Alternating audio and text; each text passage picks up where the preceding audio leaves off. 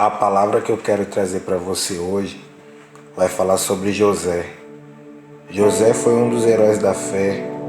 A sua história está relatada no livro de Gênesis, um dos filhos de Jacó, um dos filhos preferidos. Inclusive nessa imagem é o filho que está com a túnica colorida. Ele ganhou essa túnica do seu pai porque o seu pai o amava muito, causando inveja e desprezo dos seus irmãos, que no decorrer da história o venderam, jogaram ele numa cisterna. Teve uma história muito difícil.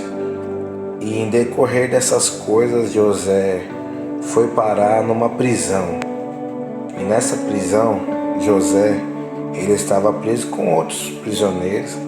E dois prisioneiros tiveram sonhos. E um era o padeiro e o outro era o copeiro. E o copeiro, resumindo a história, ele teve um sonho e José interpretou o sonho dele e disse que ele ia voltar a servir à mesa do faraó.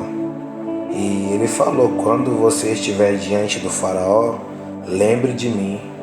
E o interessante é que na prisão eles estavam apavorados por aquele sonho e ele falou que lembraria de José, mas quando ele estava diante do faraó ele não lembrou.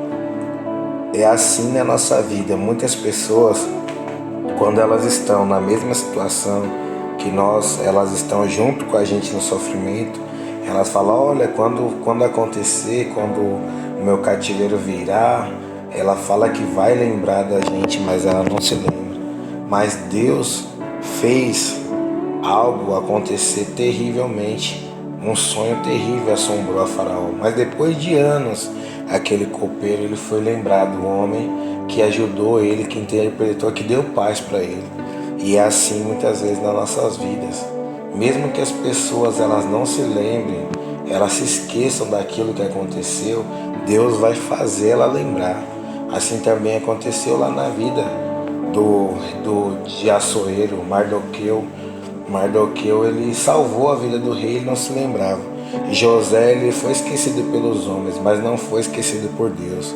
E é assim na nossa vida, mesmo que as pessoas esqueçam, Deus vai criar uma circunstância para ela lembrar de quem você é, o que você fez e aquilo que você ainda pode fazer.